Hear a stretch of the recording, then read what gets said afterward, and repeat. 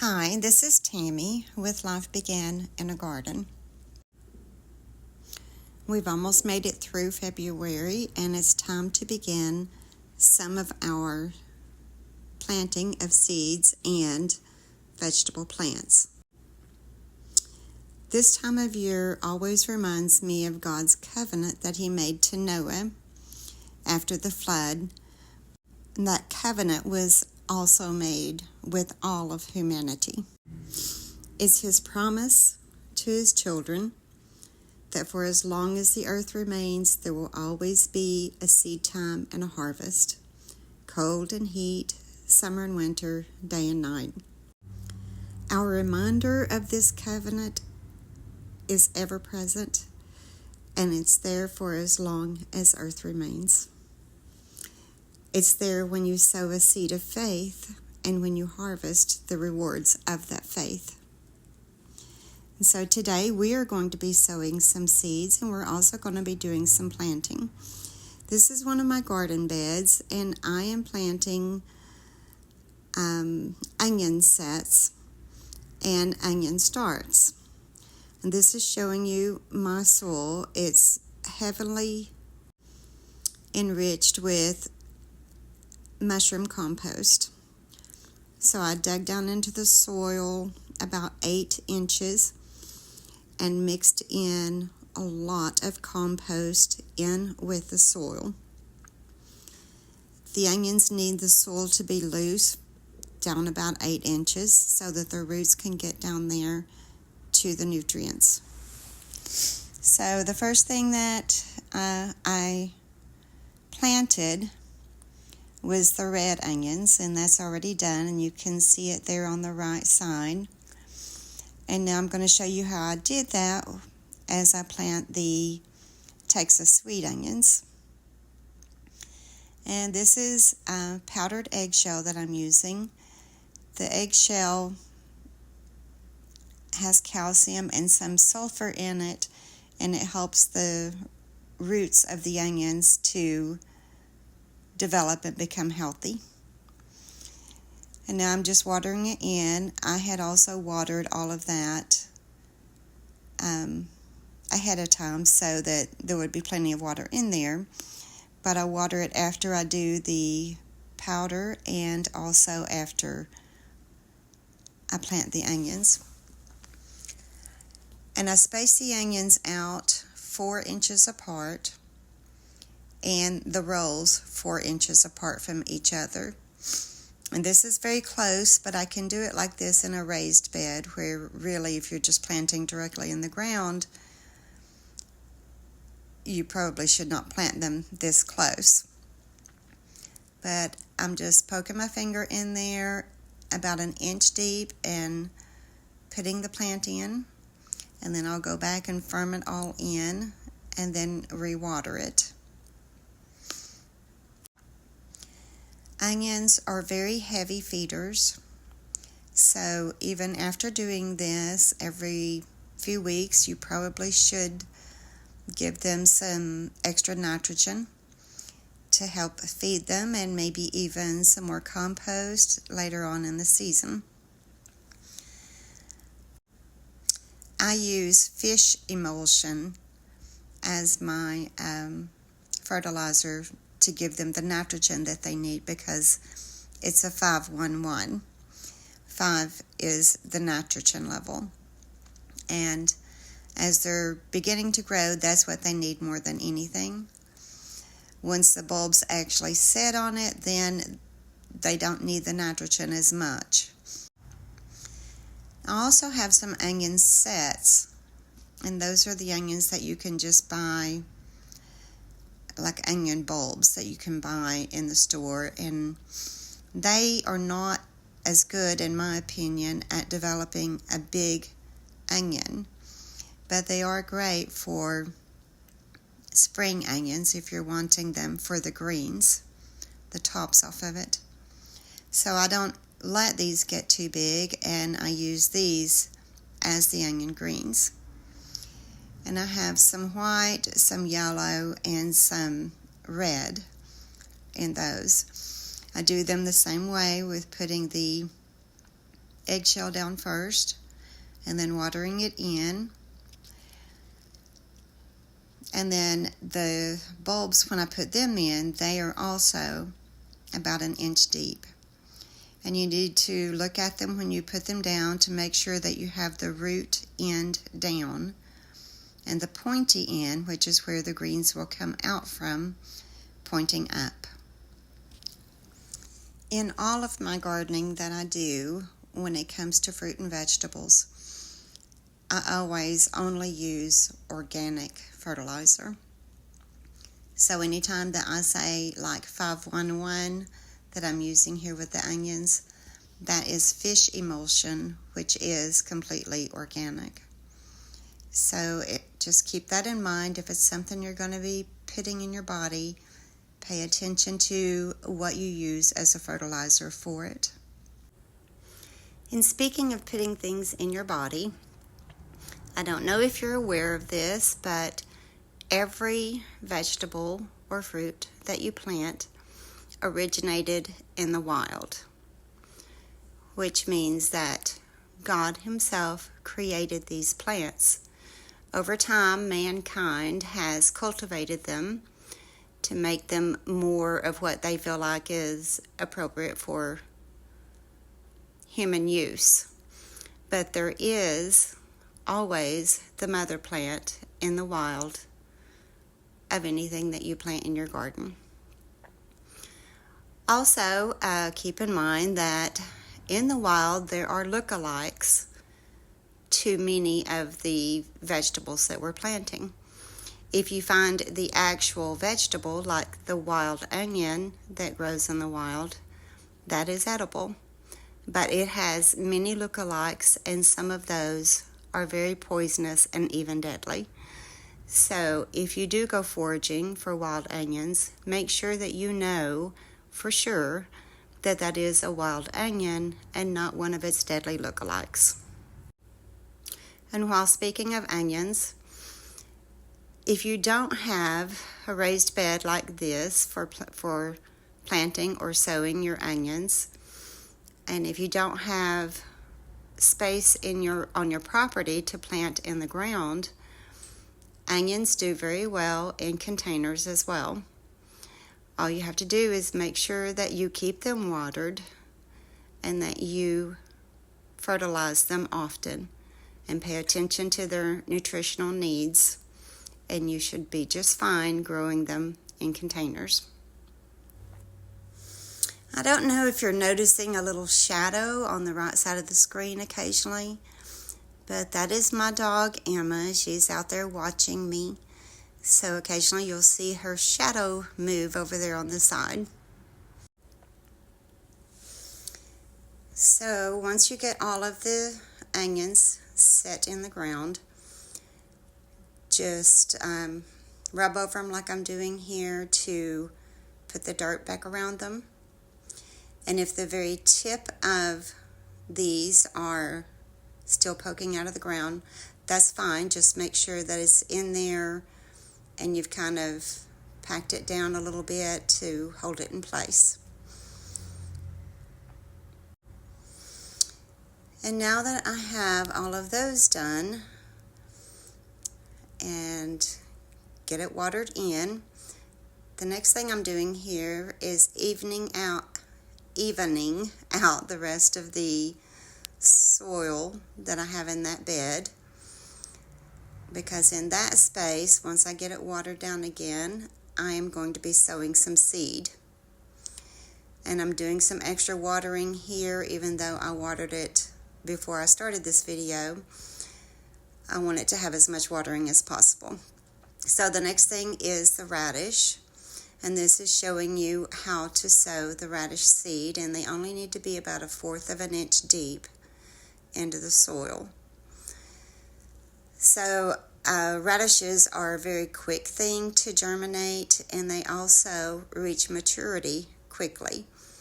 In this case, with this type of radish, once they emerge from the ground, they're ready to eat in about 3 weeks, which is amazing. So I make a little trench there not very deep at all, but enough for me to see it and stay in a straight line with it. And I'm trying to show you the seed there, but I don't think you're going to be able to see it very well. But they're just little tiny round balls. I sow them heavier than they need to be, meaning I put more seeds in that little trench than I intend to leave.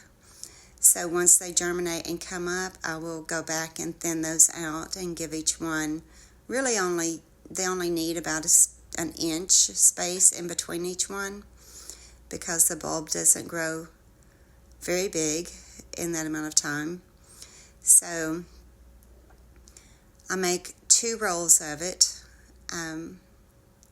very close to each other, because again, they don't need a lot of space and they're not going to be there very long. And so a couple weeks from now, I will probably go back and somewhere else in the garden, I will sow some more radish seeds so that they're coming up at different times.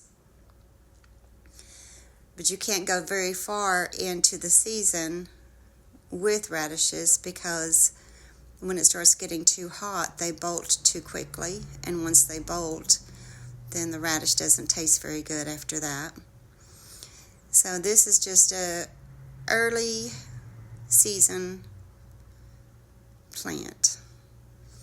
But I'm hoping that I can keep it going long enough to put some of that with my salad greens when they come up. And that's the next thing that I'll be doing. So once I've got these 2 rows done, I'm spacing a little farther apart from the radish, giving more space in between. And in what's left of the bed there, I'm going to be doing 3 rolls of salad lettuce. I'll show you the different seed packs of the ones that I'm going to do and how that I do them. And mashing it down with that stick there, I'm only mashing in enough so that I can see where the rolls are, because they really don't get very much dirt covered over them at all. So the first one I'm going to do is the Bib Butterhead, and it does form into a head, but you can pick the leaves separately, like the outer leaves of it. You can pick that for a salad and leave the main part of the plant growing, and it'll continue to grow more leaves. And that's what I like about all 3 of these. You don't have to harvest the whole plant at one time. You can just pick off what you want from the outside and leave enough of the inside for it to continue growing, and it will replace what you took. But then when it gets close to bolting time, and lettuce does bolt when it gets too hot, and once it starts looking like it's going to bolt, then I start just picking the whole plant at one time. So these are the 3 different ones. The romaine lettuce I love. It does more of like a tall head. I'm sure you've bought romaine lettuce in the store before, and what you plant here is the same, except that it tastes even better. So I'm just sowing the seed again very heavily, because I don't know what kind of germination I'm going to get. There's so many factors that can play a role when you do it by seed outside. And so I may not get the germination that I want, but if I get more than I want, then I'll pick those early and thin them out. And even those little baby plants can be eaten. Just rinse them off and add them into your salad or whatever you're having, or just eat them raw.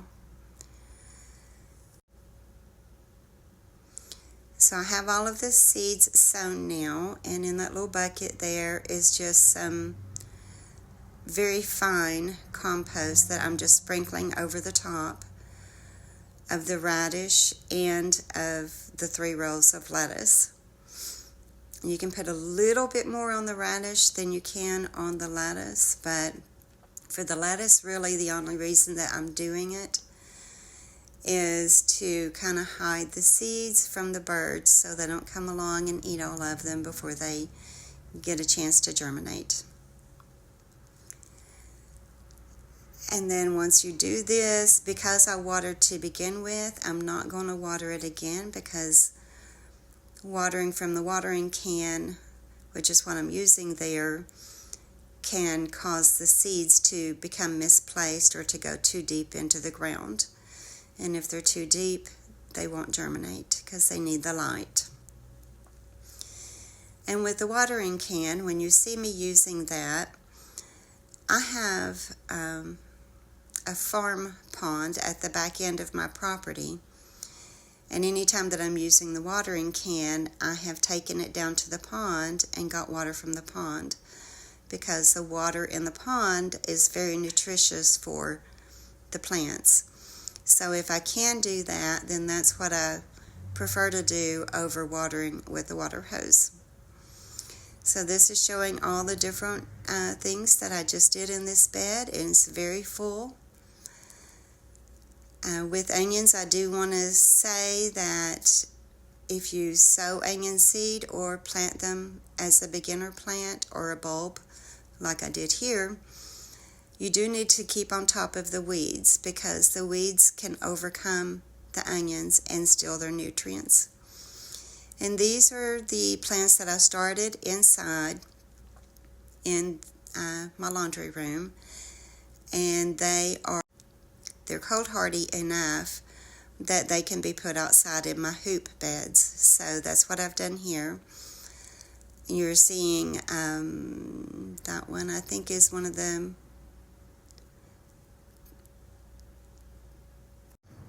Not sure what that one was. I didn't get a chance to read the name there. Okay, that's German chamomile, and I also have Roman chamomile out there. My wild yarrow is out there, the western yarrow. Salvia is one of the things that's out there. Any of them that are hardy enough to take the cooler weather, because even though they're in a hoop house, it still gets a little cool. That's kale, which I will be planting soon in the ground because it's ready to go in. I did put a couple things out here in the hoop house, or the hoop bed, that I lost because it did get too cold, and one of those was Cosmos flowers. I put those out there. They're an annual. I really wasn't sure they would make it, but I knew that if they didn't, I could start them over in the ground from seed. So I put them out there, and that's showing them there. They died. So I've got to start that over again once the frost has passed, and I can put them out. And these are my scallions that I started. That was one of the first things I started in the laundry room, and it's time to plant them in the ground also. So that's something I will be doing real soon. Another thing that I put in one of these beds is I didn't get much germination on, but I only got like maybe 8 or 10 cauliflower plants. But I put them out there, and I lost them too because it was also too cold for them. So you do have to be careful what you put out in hoop beds. But many of the things, especially if they're a perennial, they will take it just fine. And these are some of the seeds that I've started out there. Some I've started just from seed. I didn't even do them in the laundry room at all. I just started them out there. So I'm hoping that they will do well, and that's showing some more of them. I just didn't have enough grow lights or enough space to do them all in the laundry room. And this is a bed that I have beside my house, and the spinach that I started earlier in the laundry room, I have planted in this bed, and it's been doing great. It even got a small freeze that lasted for about 3 hours, and it did fine. And this is some of the lettuces that I started earlier in the laundry room, and then planted them in this bed. And on that side of the house, I only get the morning sun. So I'm thinking that by planting them in that bed, they'll get enough sun, but they won't bolt as quickly because they won't get that hot afternoon sun. I hope you have enjoyed this video, and I hope that you find something to grow. And I hope that you have a wonderful day, and may God bless you and your family.